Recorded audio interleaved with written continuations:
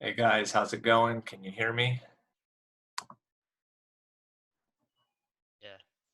All right.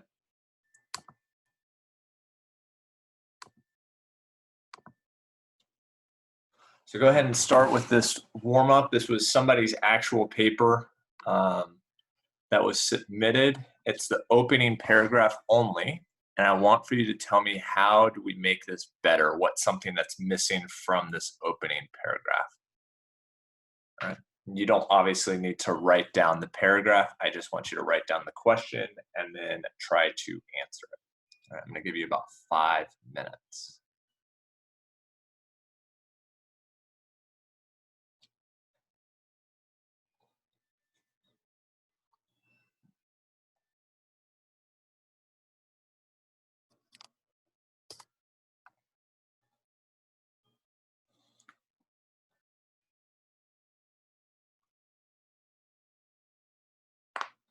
Those of you guys who are coming in, go ahead and get started. This is somebody's opening paragraph from their paper. What I want for you to do is to try to figure out what's something that's missing that could make this paper better.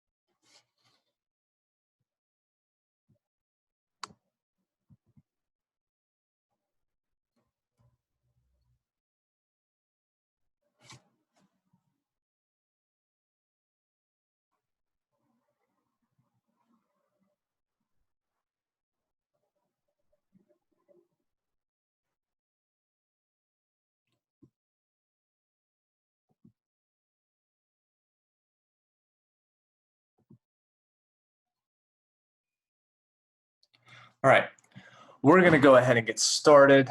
I hope you guys are having a good morning and that you're surviving this quarantine. I will let you know it's gotten weird in the Murray household. I shaved my own head last night. A little bit of help from my wife, but 90% of it was me. The only comment I received from my wife so far in terms of feedback is it could look worse. So, we got that going for us.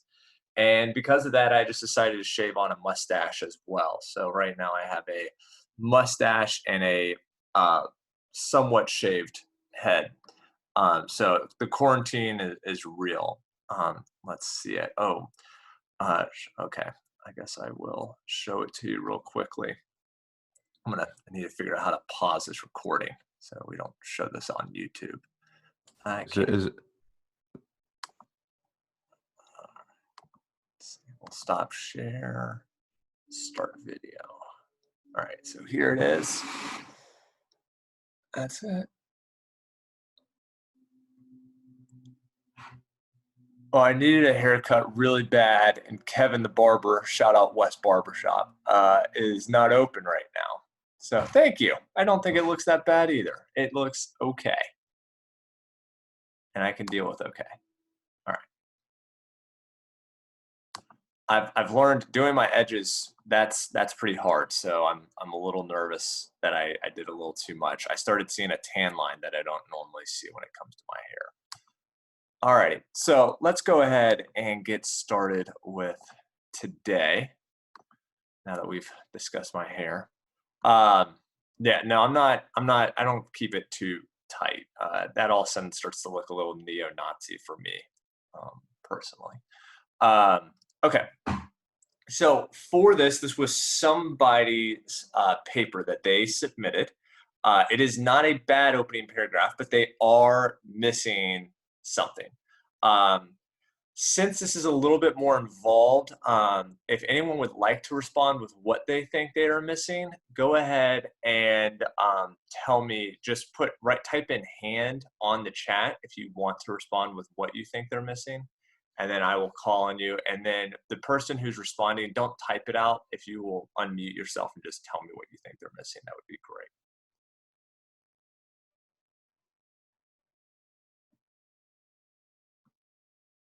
Anyone willing to guess what you think that's being missed in this opening paragraph that can make it better? All right, Marie, what do you think?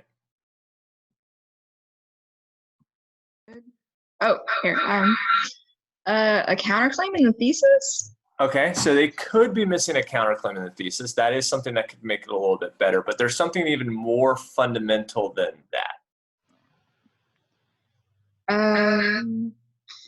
Let's go to Jackson Higgins.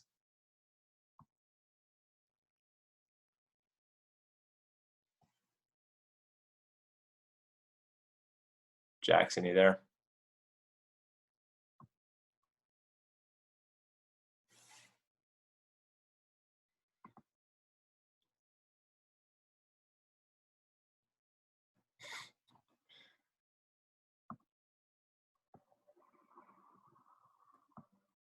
Jackson's audio is disconnected. Anybody else?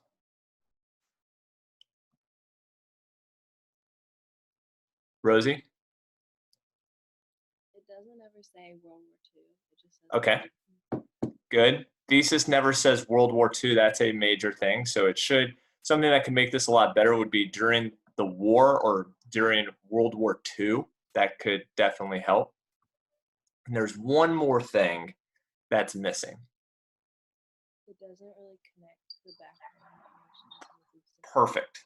That is really the big thing, is that it doesn't really connect this ideas that are shown in the contextualization. So this starts the contextualization. Contextualization goes to right here, and then it just immediately jumps into the thesis. Now, what's great about this is the contextualization is all talking about things that are also talked about in the thesis. So it talks about women in the thesis, it talks about Black people in the thesis, and it talks about the government. In the contextualization, women, Black people, and the government are all talked about. But you want to have something that kind of connects this stuff from the 1930s and 20s to the 1940s. So a simple thesis or a simple statement, even if you just added something that would say, I don't know, like the national identity of the country that was changing before World War II changed even more during World War II. It changed by, and then you'd have your thesis. Okay, you want to make sure you have that connecting part, just that way it reads a lot better. Now, just so that people know, I did give credit for this on the paper, but somebody who's grading your DBQ might not give credit. Okay, that's why I wanted to make sure to go through this. Alrighty, so let's go ahead now and do our Today in History. I have to let you know it's the most competitive Today in History that we have throughout the entire year. April 15th, massive day in US history. I change what I do on April 15th every year. The three big events that are always up for grabs, one is that the Titanic sank, 1912. The second is Abraham Lincoln died, 1865. And then the third, though, the one that we'll be doing today is on April 15th, 1947. Jackie Robinson broke the color barrier in baseball. I should say he would, not we would. He would go on to win Rookie of the Year. So Jackie Robinson broke the color barrier in baseball. He would go on to win Rookie of the Year. All right, so two small things about this. The first thing is you have to understand that sports have always been a big deal in America, but professional sports have not. In 1947, we really only had one professional sport. And that professional sport was baseball. So imagine the popularity of all sports and combine that into just one, and that's the importance of baseball. So there were black leagues, or called Negro leagues, in the 1940s and 30s, and then there was Major League Baseball, which did not allow for black people to play. Now, there was not a formal rule against it. It was just that no white managers and white owners wanted to hire black people to play. And this was stupid because that a lot of the black baseball players were incredibly talented. And so one guy in particular, Jackie Robinson, played for the Brooklyn Dodgers, which then became the Los Angeles Dodgers, decided to bring on Jackie Robinson. And the thing about Jackie Robinson is not only was he good, he was probably the best player in baseball as soon as he started. This forced white fans to all of a sudden begin to cheer for a black player. And that broke down the psychology of racism. Racism is this idea that other races are inferior to yours. Well, when you're a white person and you're cheering for a black player, you have to admit the superiority of the black talent to the white player talent. And that was something that began to break down racism. That's one idea. The second idea is black people wanted to watch Jackie Robinson play. And so because of that, this brought more black fans to the stadium, and white and black people began to share a common space, something that was not done before. The more common spaces shared by black and white people, the more we saw racism begin to break apart in this country. And this is why today you would see cities as probably less racist places than rural areas, because in cities, people of different colors and races share common ground, whereas the more rural parts of America you go to, there's more of a chance that they don't share any common ground. So that is your Today in History, Jackie Robinson. We're going to be talking about the Civil Rights Movement a little bit today too.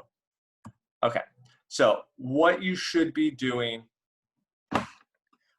right now for this week is getting ready for Test 2, and you should be getting ready for Test 2 through Period 7's review.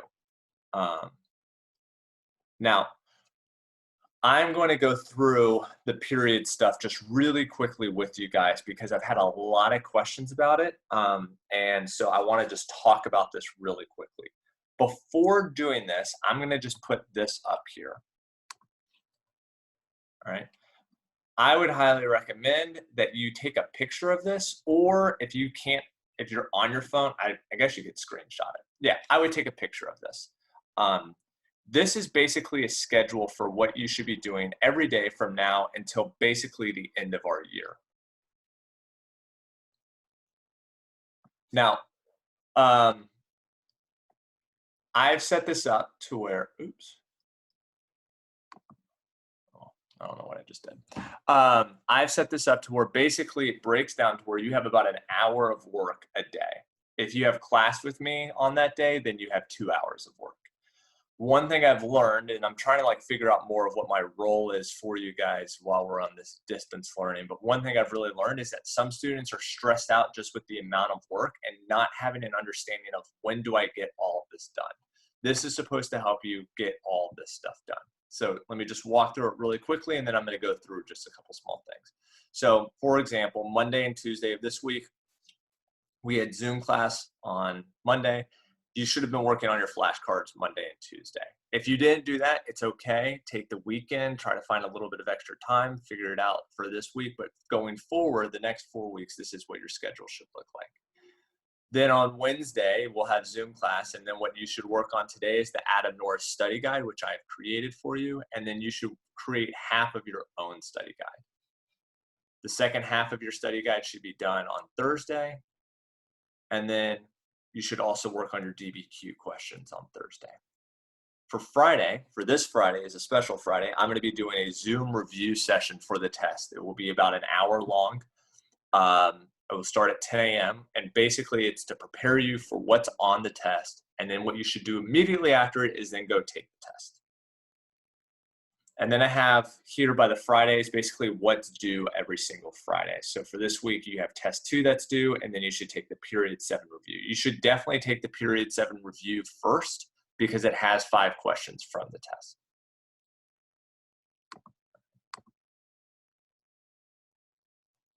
So yeah, if you have another film class, I will try to post this immediately. Zoom had some type of massive glitch happen on Monday. So if you've been looking for the lecture that we did on Monday, they did not convert the videos. I record all these and they did not convert them correctly. So they're in the process of doing that.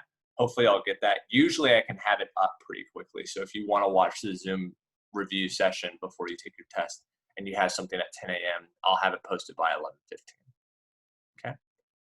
Now, I'm going to go to screen, or I'm going to go to a video of me. Here we go. Okay. Stop share.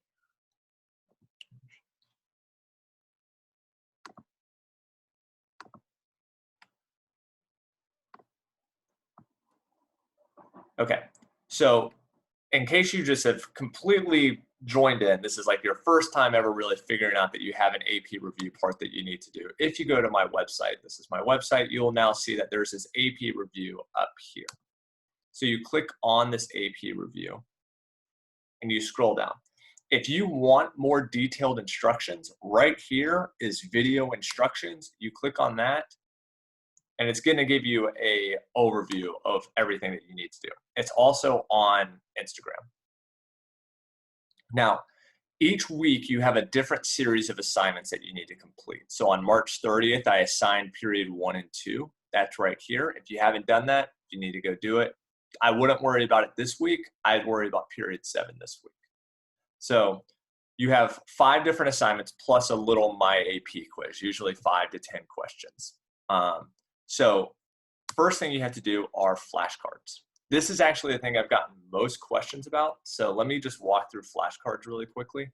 For flashcards, you have 2 different types of flashcards you need. Now, I have made all the definitions for you. Trying to do this as simple as possible. I don't want you to have to go hunt for definitions. I want you to have good definitions, but I need for you to put them in an order in a way to where you can study them. This is not a very effective studying system, having them like this. Doing them in flashcards is an effective studying system. So the first type of flashcard you're going to make is just with the definition. So hopefully you can see my screen. So that would be something like this.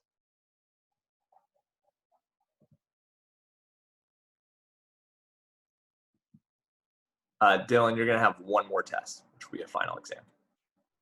All right, so you're going to have something like this. This is a flashcard. You'll have the term on one side, definition on the other side. It does not need to be an actual index card. I don't have index cards here. I just took paper, cut it up. I've designed it to try to make all the terms as short as possible, so you could use as little of paper as possible. The second type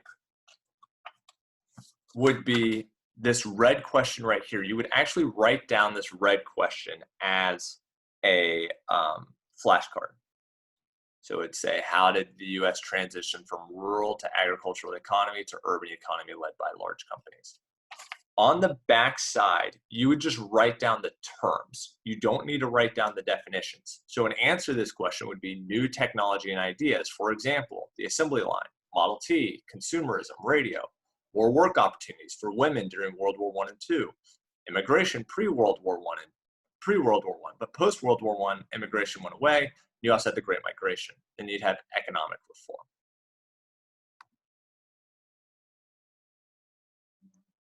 Correct, Rosie, you don't have to take the final if you have an A in the class. So there are 10 of these types of questions on here. Imagine that these are like DBQ questions. So let's say you got this question for a DBQ. This could be all stuff that you could use for outside information, all right? So I want you to be able to group it like that, but then I also want you to know what the definition is for each of them. And that's why you need to make both. Now, this is the largest period. So you have 98 flashcards, and then you have 10 questions. Again, this is why I break it up into 2 days. I imagine for this, it should take you about 2 to 3 hours to make if you're really focused on it. So you would want to go through and make these flashcards, and that would be your Monday and Tuesday activity. If you haven't done that today, you have a little bit more to do, but this is a big test, so you want to make sure that you're ready for it.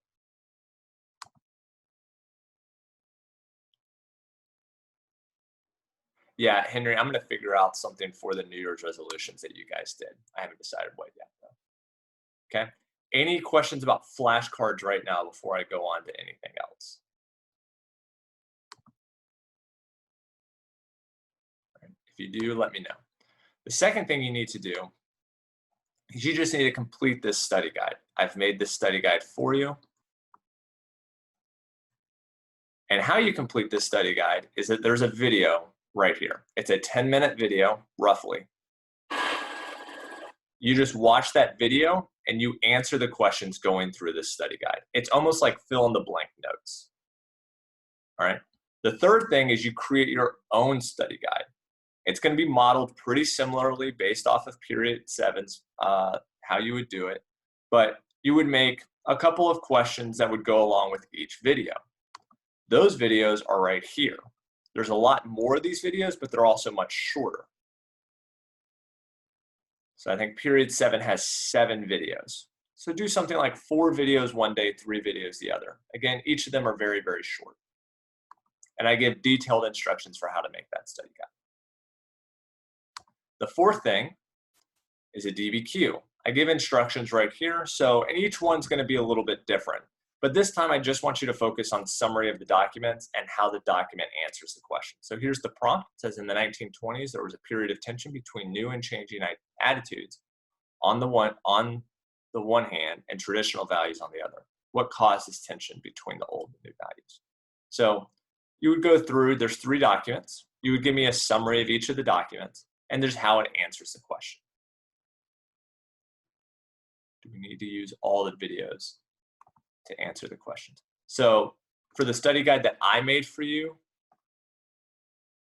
this is the study guide I made for you.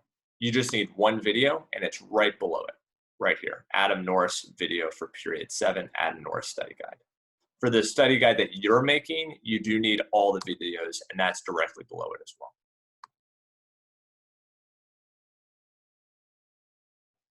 So for the DBQ, what helps is this is going to give you practice. So you get a participation grade on this. So as long as you do all 3 of them and you try your best on all 3 of them, that's great. I'm only grading 1 of these though.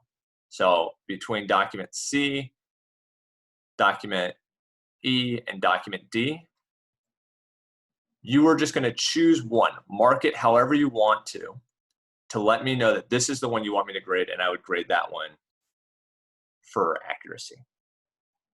Any questions about DBQ? Can you say what you just said again? Yeah, so for document C, document E, and document D, you're going to do all 3 of them. I'm just looking for that as like completion for like practice. You're going to choose the one that you want me to grade for accuracy. So the one that you think that you did well on, I will grade that one for accuracy. Just for this week? That's for this week, yeah. And all of them are going to be in that model where you'll do 3 of them, but then you choose 1 that you want me to grade for accuracy. Okay. What's the upload process for all of this? Like, are we emailing it all to you? Good question. Probably not. What you will probably do is, that's why I want as much of it handwritten as possible. I am probably going to try to collect this stuff non-virtually. Meaning you're probably I'm gonna have like a box up at this school, and I'll come up to the school for like a 2 to 3 hour period for a couple days, and then you can come and turn everything into me. Okay, but we're not turning it in like week by week. Correct. then. No, definitely not. You're not turning it in week by week. You're going to turn it all in either on May 15th or probably the weekend after May 15th. Okay. Other questions?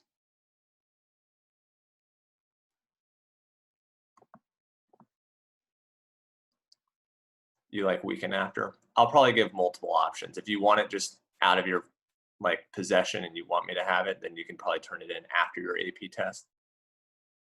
Yeah, so you'll turn in everything from period 7 or period 1 to period 7. You'll turn everything in to me at one time, either hard copy, and if for whatever reason you can't get hard copies to me, we'll have to figure that out. I would really prefer hard copies though.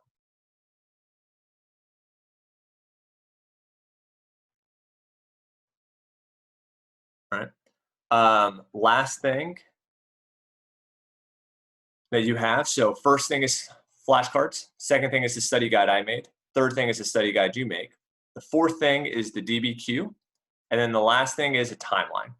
This is just a video where I go through, I give you a certain number of events, and then you answer, or then you just write down the events and order. Events for it's that simple. It should take 16 minutes. You just go through and write down the events in order. It's to help you understand just the order of American history. Yes, so Mael, to answer your question, there are 7 videos and you need to have, so for the study guide that you are making, there are 7 videos and you need to have at least 5 questions per video. So think 35 questions for your study guide.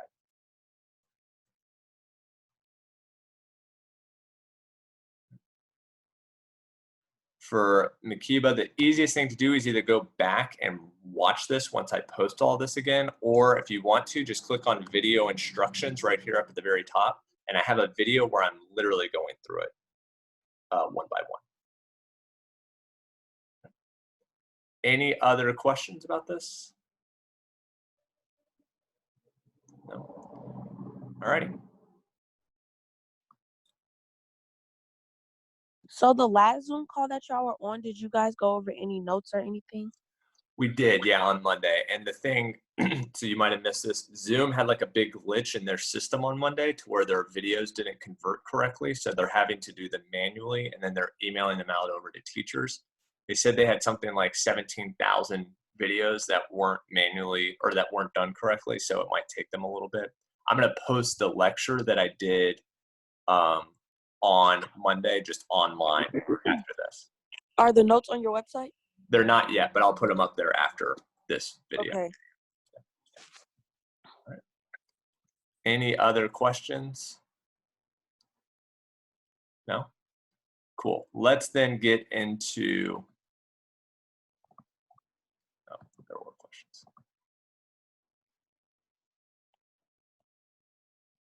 Yes, Maria Jose, you can still take the AP review 1 and 2. There's actually not a timeline on that outside of May 15th. So all those shut off at the same time, which is on May 15th.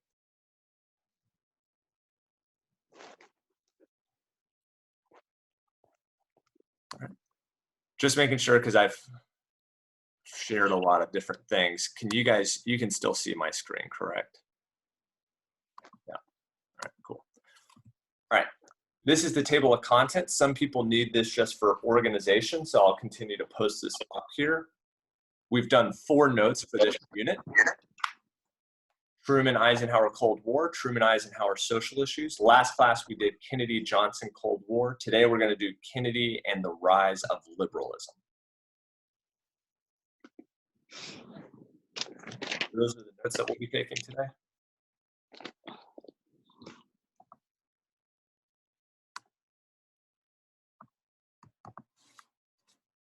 So the title notes is Kennedy and the rise of liberalism. And liberalism is a very interesting word. The idea of liberalism and conservatism is going to come from the 1960s. Our modern political structure that we have today with the political parties is set up in the 1960s. So you may have noticed, or I've had lots of people ask, like, when do the parties switch? And what they mean by switch is like the Republican Party was the party that liberated African Americans from slavery. Because of that, African Americans were very devoted to the Republican Party. Today, African Americans are by far and large Democrats. So like, when did that switch happen?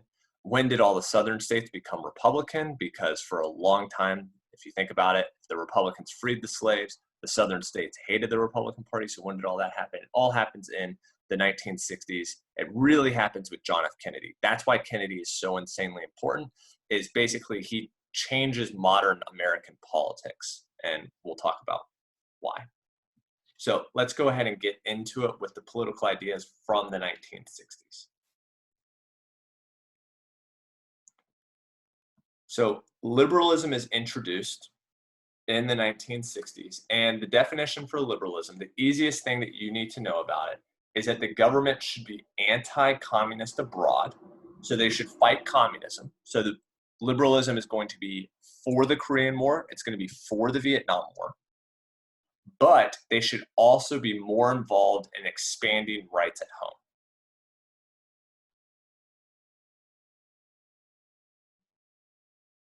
Now, the definition for liberalism is actually going to change just a couple of years after it. They're going to get rid of this anti-communism part. So when you think of liberalism today, most of the time what's being talked about with liberalism today is to try to expand rights for individuals at home.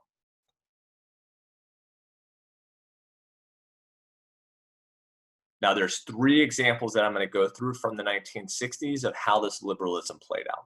The first is the Warren Court. The second is the Civil Rights Movement.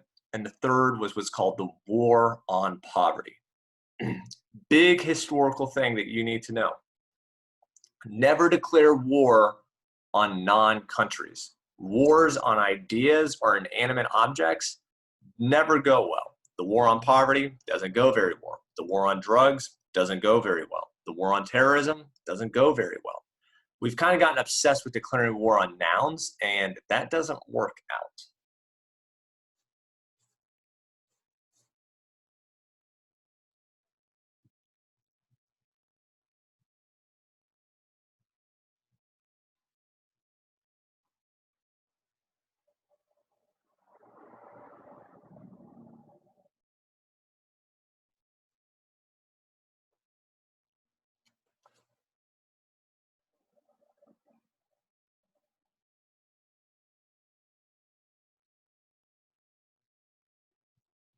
Anyone still need this slide?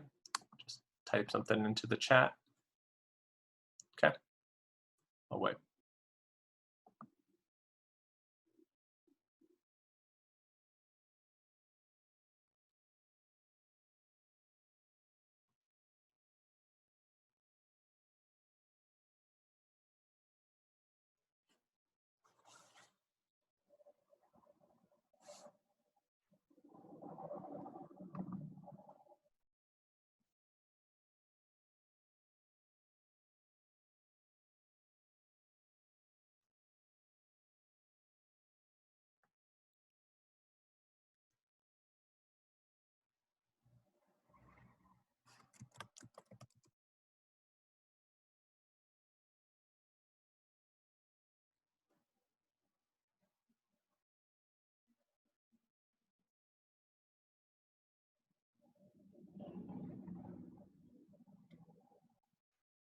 What about now? Anyone still need this?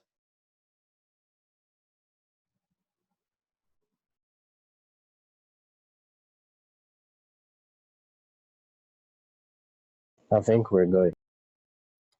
Miles said he needed it still. Miles, let me know when you're done.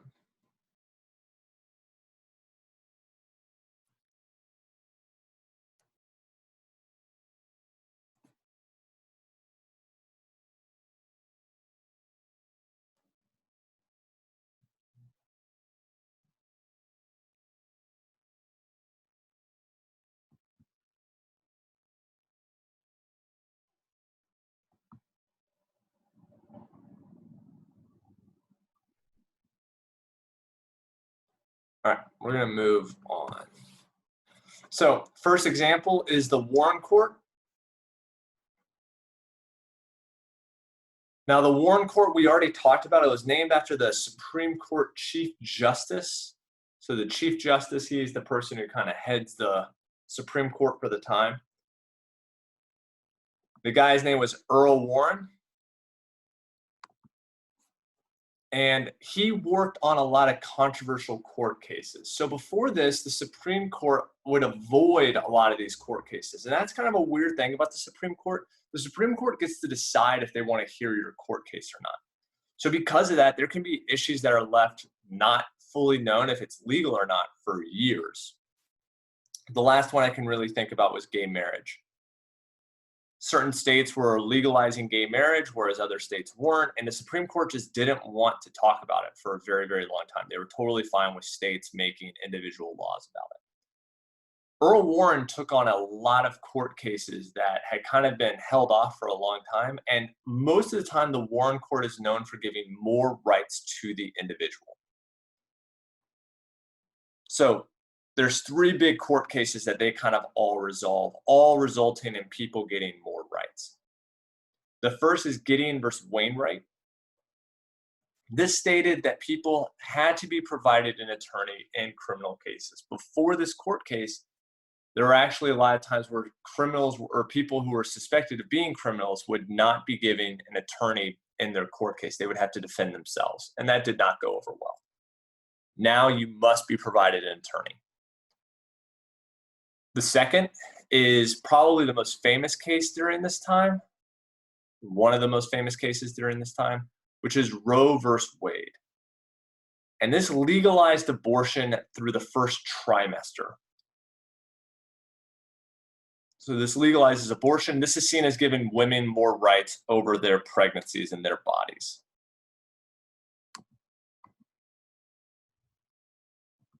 Now, what's really interesting about this court case, I find, they knew that this was going to be insanely controversial. Still very, very controversial today. There's lots of people that are against abortion. They consider it a form of murder. And it kind of came back to, like, when do you think life begins? Do you think life begins as soon as sperm touches egg? Because if you do, then abortion would be considered illegal. Is it when a baby has a heartbeat? Is it when a baby's born? There's all these different times. So how they actually decided on the Warren Court, I think this is pretty interesting, is they looked back on what was the earliest that a baby has ever been born outside of the womb and survived. And that happened to be 23 weeks at the time. I think it was 24 weeks actually at the time. 24 weeks is right around when the first trimester ends.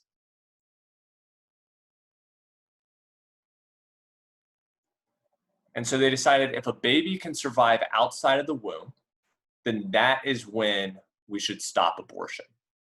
And so still to this day, you can get an abortion up through the first trimester. I think there are certain states that have tried to change this several times. Georgia, I know, went through it, which was the heartbeat law that passed through Georgia last year, I think, which took it from 24 weeks to 10 weeks. They said that a baby's life starts when there's a heartbeat. But that's really, really hard because there's a lot of people who don't know that they're pregnant in the first 10 weeks. And this bill was quickly ruled illegal by the Supreme Court, said that it violated Roe versus Wade. And right now it's held up, and it will probably be heard again, and it will be struck down again.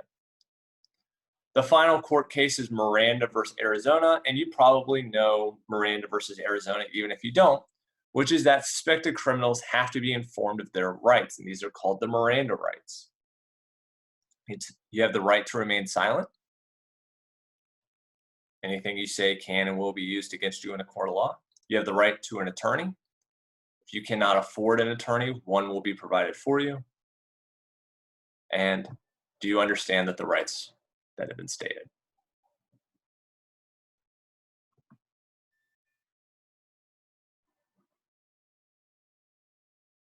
They're taken up voluntarily. The Warren Court was the Supreme Court at the time.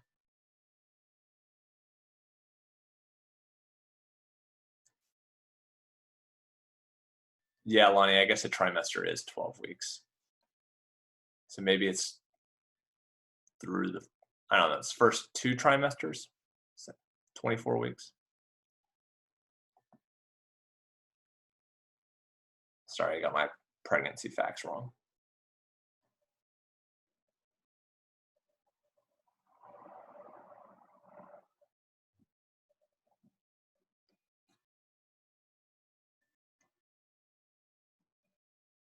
All right, anyone still need this slide?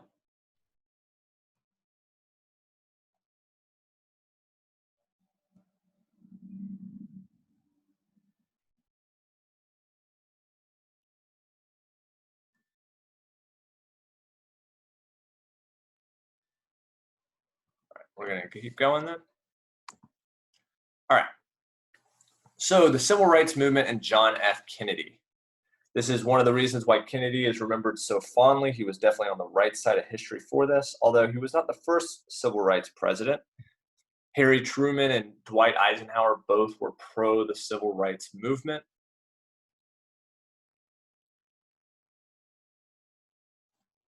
But one thing that Kennedy did that they did not do is he really forced the issue on a national level. Kennedy changed the way people thought about the civil rights movement. Truman and Eisenhower kind of felt like it was a state issue, but they would fully support states that wanted to give civil rights, and when it came to a national level, they would totally support it.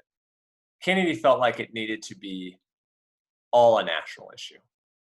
It needed to be basically a federal law that you cannot be racist in how you provide services for people. There was one problem. Kennedy was elected by Southern Democrats. If you look at that map on the right-hand side, this was the map that Kennedy won the election by.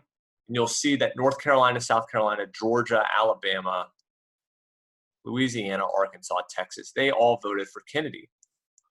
All of these states had a lot of racist white people in them. And so there was this delicate balance that the Democrats were trying to go off of how do we support the civil rights movement but not lose the South in voting.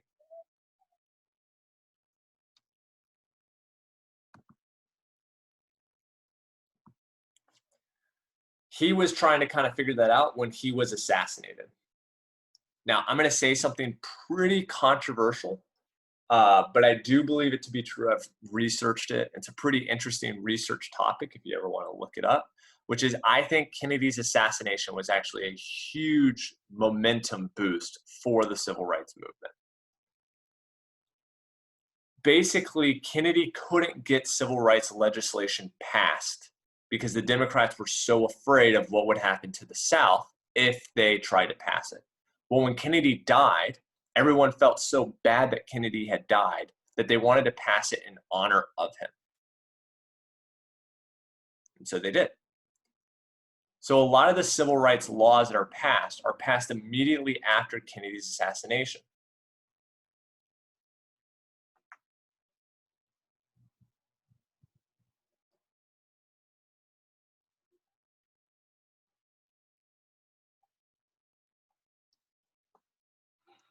There is long-term effects of this, and one of the big long-term effects is going to be that the southern states are going to stop voting Democrat and they're going to start voting Republican. So Georgia, for example, Georgia voted Democrat in every single election from 1860 to 1960. 100 straight years, the Democrat president won Georgia. Since 1964, Georgia has only voted for a Democrat president once, and that was Jimmy Carter, and it's because he was from here.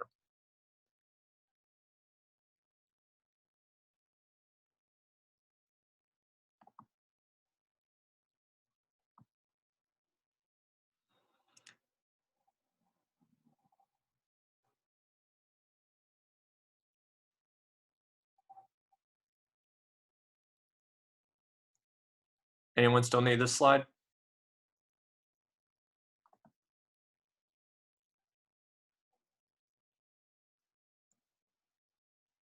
All right. So let's get into the civil rights movement. Now, I will let you guys know I've had to cut some stuff just because of the amount of time I can teach you, how I can teach you, all that changes. And some of that is going to be from the 1960s.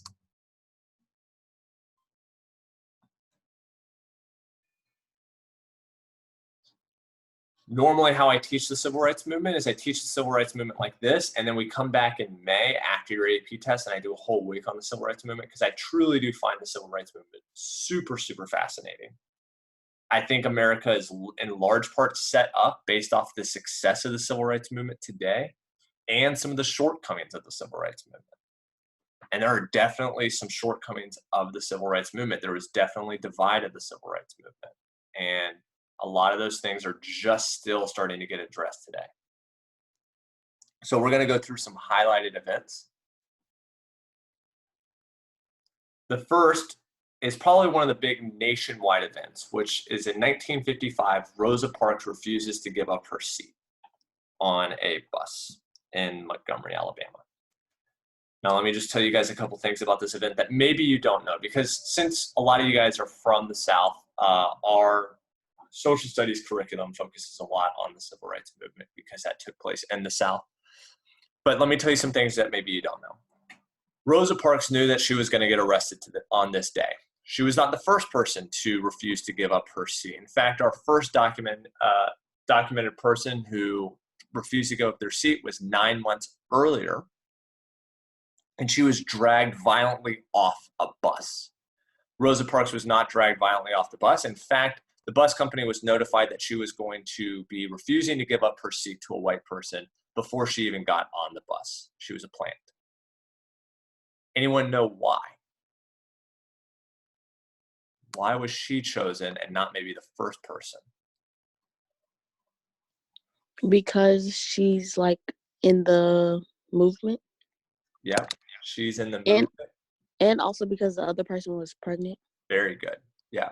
So the first person to give up her seat or refuse to give up her seat was, I think, 16 years old, maybe 17, and she was pregnant. She was not married. And during this time, a woman who was 16, who was not married, who's having a baby, would be a pretty controversial figure. Rosa Parks was incredibly well educated. She was very well spoken. She was high up in the movement. And so because of that, they wanted her to be the face of this. And why I tell this to you is because these protests were not just decided upon one day. It's not like a bunch of people were sitting around like, hey, let's go do this, and they did it that day. These were incredibly strategic ideas. One of the reasons why they chose Montgomery is because they had already set up this system for where Black people who owned cars, or white people who owned cars who were willing to help Black people, had set up this system to where they could go pick people up who relied on the bus system. Because this bus boycott went on for a year. And they knew it was going to go on for a long time, and they knew it was going to be very, very painful. And so they needed to have an alternative transportation system, and they had already set up this alternative transportation system. It was very, very organized.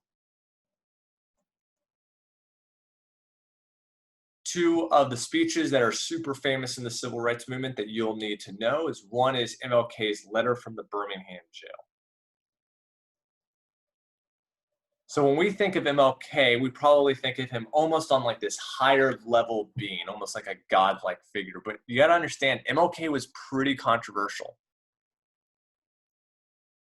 One of the reasons why he was controversial was because he was from Atlanta. Anyone know about Atlanta-based protests that MLK did? No. And the reason why is because MLK didn't really do any Atlanta-based protests. He did them in other communities. And some people got pretty pissed off that he was coming into their communities and kind of ruffling feathers, even if it was peaceful protest, because he could leave and the Black people who lived in that community, they had to stay. And if this outsider came in and he made all the police mad, well, who are they going to take that out on? The local Black community. So in Birmingham, the church told MLK, since he was a pastor, they were like, what you're doing is wrong. It's actually against what God would want, and we want you to leave.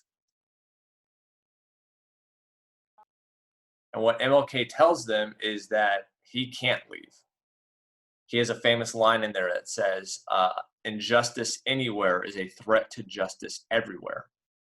So just because Atlanta was famously called the city too busy to hate, and we can talk more about why that is later. But he's like, even though Atlanta may not have some of the intense racism, the bombings that are going on in Birmingham, if I allow for the bombings to take place in Birmingham, I'm threatening justice everywhere. The church wanted MLK to just peacefully negotiate. And MLK responded back, that may never happen if we don't do peaceful protest. It's a great speech. We're going to look at a clip at the very end of this lecture.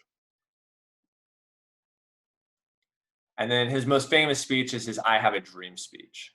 This was given at the March on Washington. This kind of makes MLK the official face of the civil rights movement. And it's optimism. That's why the speech was so incredibly popular, is because he was calling for racial harmony. MLK believed very, very strongly that racial reconciliation required white participation in the civil rights movement, meaning he wanted white pastors to get involved and white people to get involved in the civil rights movement. That was kind of a different idea than what other people had felt like before. But this open call for racial harmony everywhere is going to make the civil rights movement a lot more popular, and it's going to make MLK kind of the face of the movement.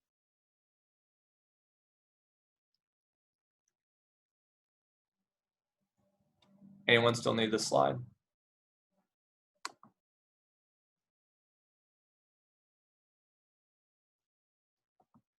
Maybe 3 slides left. All right, so 2 acts are going to pass.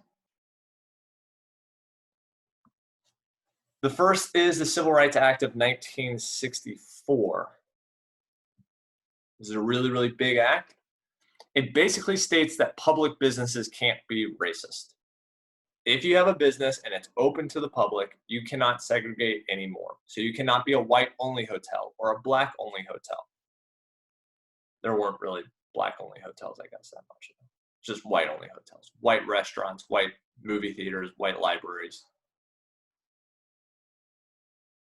If you were going to open for business, you had to allow all races to come in. Kind of connecting this to our today in history. So Jackie Robinson broke the color barrier for baseball in 1947. This act passes in 1964. So anytime that Jackie Robinson went and played in the South, one thing that was pretty crazy was he couldn't stay with the rest of the team because they stayed in white-only hotels. Eventually, the manager of the team told the hotel that if they didn't let Jackie stay in the same hotel as them, that they were going to stay in a different hotel.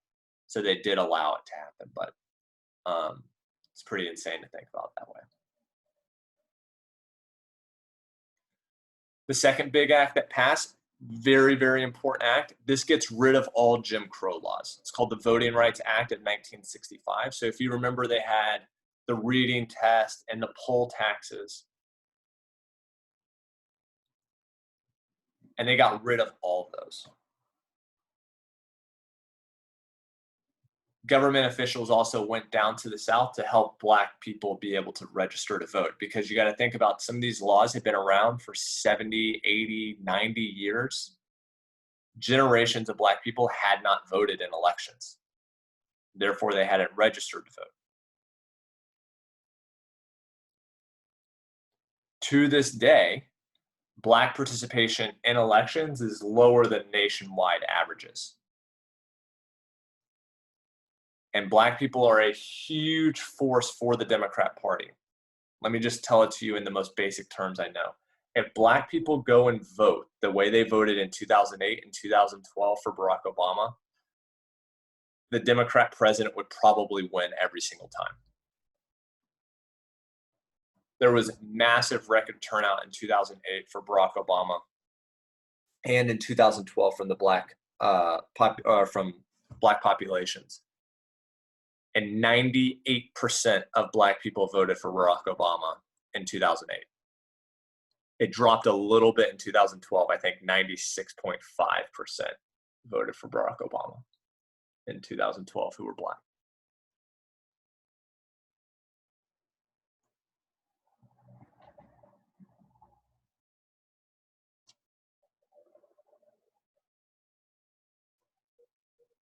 Anyone still need this slide?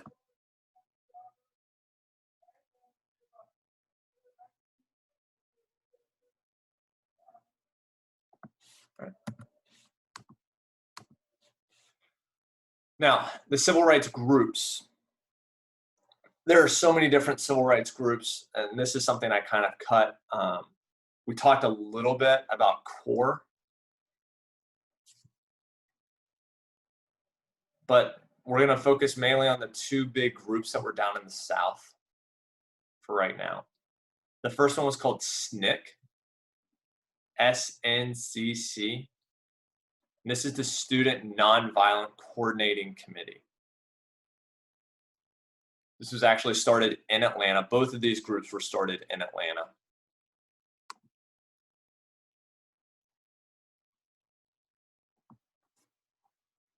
And this is the group that you guys would have joined. If you were part of the civil rights movement as a high schooler or a college student, you would have been in SNCC. It was younger, it was college educated, or college kids and high schoolers. And the most famous protest that these guys did is the sit-in efforts.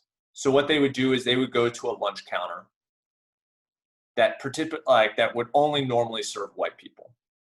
And these lunch counters, we don't really have restaurants like this anymore. If you've ever been to Piccadilly, it's kind of like that.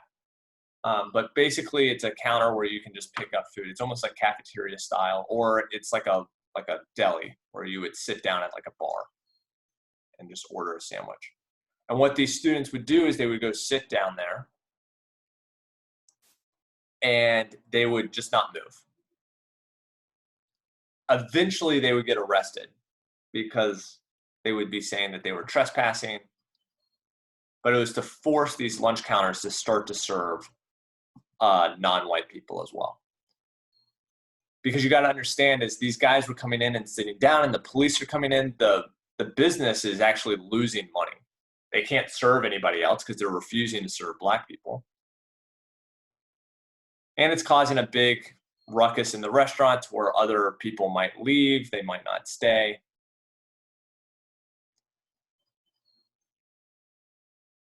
And this would only work if they did it almost every day. So it's not like you could do this once a month and it would be effective. These sit-ins happened all the time, daily. Now, the first president of SNCC, you probably know who this person is. It's John Lewis. So he is the congressman for Atlanta. He's been the congressman for a really, really long time. And that was kind of his big start in the civil rights movement, was being the first president of SNCC.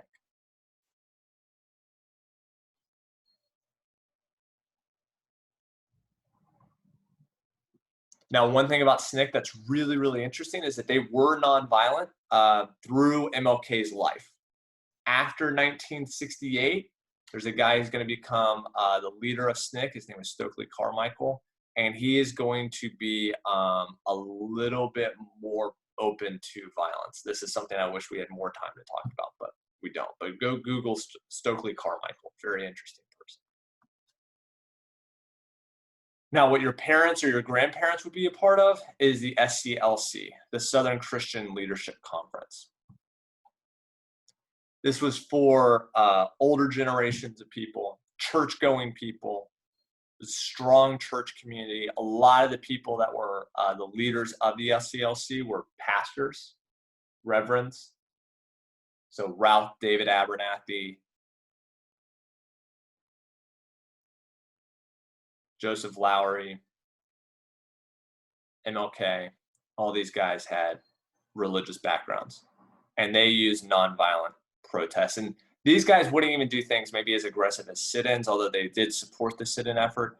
They would do more like marches. These guys also had more of the money. So when all the students who would maybe get arrested from SNCC would go to jail, the SCLC would be the group that would come and bail them out of jail.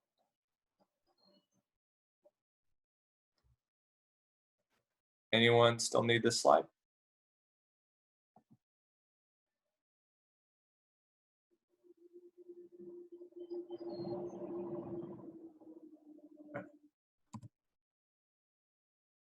We have one more after this. So the thing about civil rights movements that I find so interesting is that they're contagious. When someone starts to advocate for their own rights, it's going to cause other people to recognize that maybe they don't have the rights that they should have as well. And it's going to cause for them to want to get some of those rights. And another group of people that were abused during this time were migrant farm workers. So these were Hispanic farm workers, mainly from Mexico, who migrated, meaning that they worked at multiple farms in a year.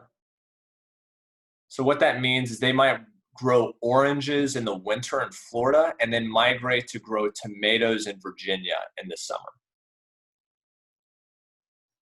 And they had very, very few rights.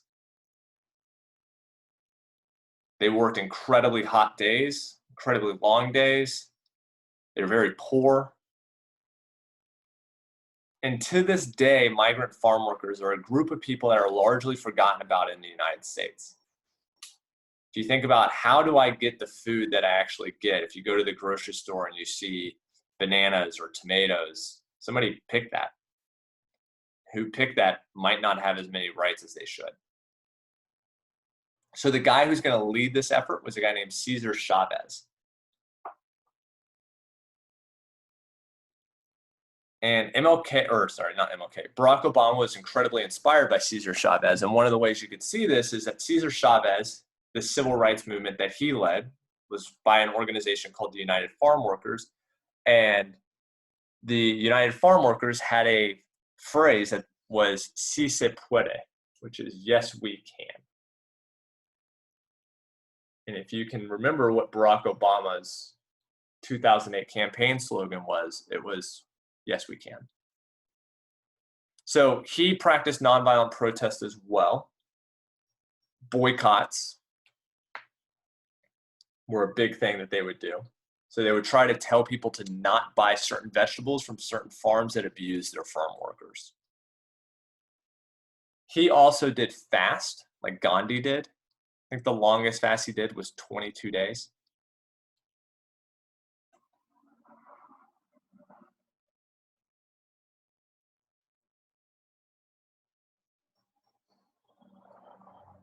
And he did help farm workers get more rights.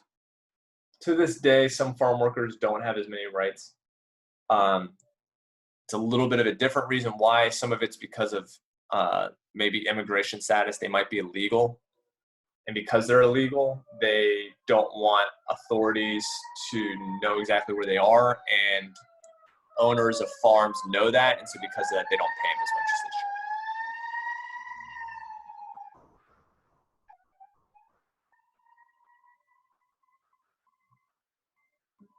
Anyone still need this?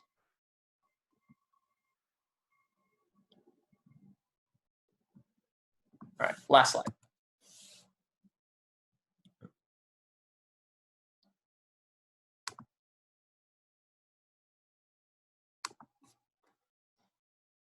So TV in the 1960s. We've talked about this before. I love talking about this as a Today in History.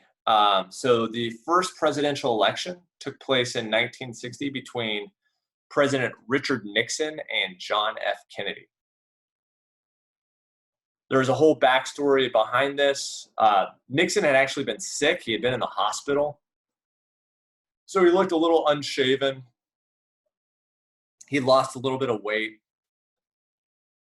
He also wanted to put his own makeup on for some random reason, which I don't know. Maybe he was just uncomfortable being a guy putting makeup on, but he put his own makeup on and he didn't do it well. John F. Kennedy had a professional makeup artist put the makeup on him.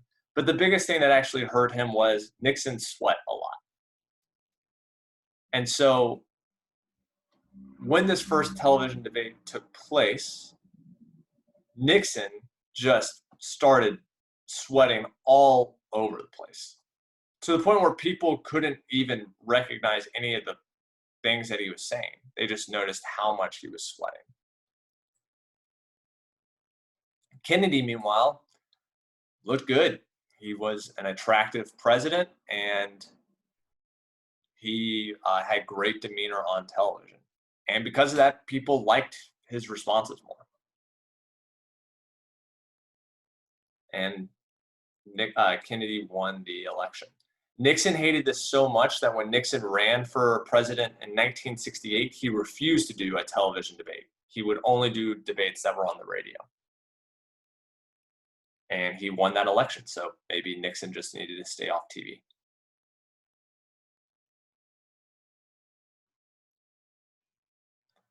There's going to be violence also seen in the civil rights movement. This is the Bloody Sunday protest, the Selma protest. That is what the movie Selma is about. You guys are a great age. I'm sure about 90% of you have seen Selma. So I don't have to fully explain that event in as much detail as I did. But the police were very violent in this massive protest, and this was all captured on television. And because of that, people saw this and they realized that the racism was really real in the South. Because you have to understand that all on the West Coast, a lot of people in the North, they just had never really understood what the racism in the South looked like. Now with television, you're seeing these violent images, and it made people be more supportive of the protesters. Same thing happened with Vietnam. Camera crews went over to Vietnam and they saw that these children were being burned alive. And sometimes it was on accident, but it still made people feel really bad. And because of that, it made Vietnam a lot less popular. Television impacted that. The final thing is going to be the moon landing.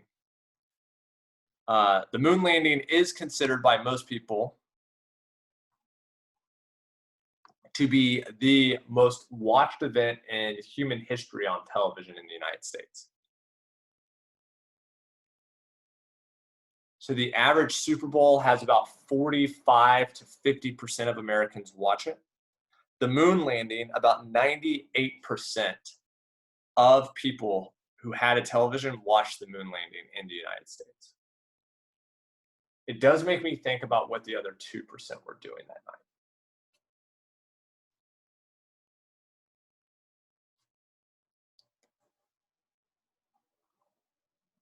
And it made people feel very proud that they defeated the USSR in this. It made them very, very patriotic.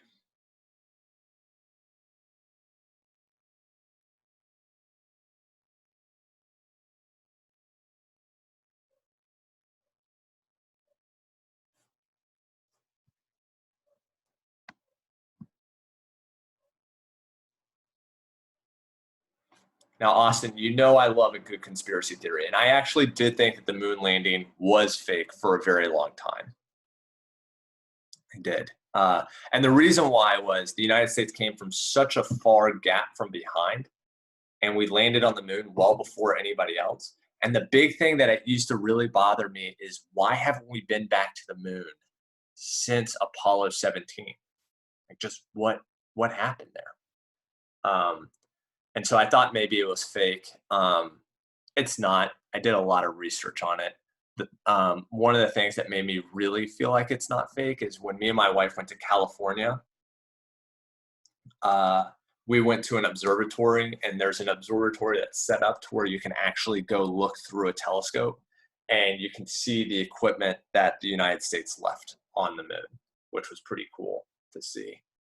And it made me realize that the moon landing was probably real.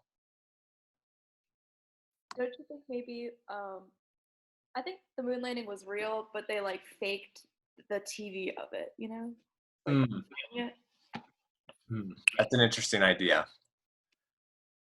I know that I've done a lot of research on the audio communications of it, and I think that stuff's real. So, but maybe the television part of it's not. I don't know. I haven't thought about that actually. All right. That is class for today. If you have any questions, feel free to stay on and you can ask me those questions. I'm going to stop the recording and then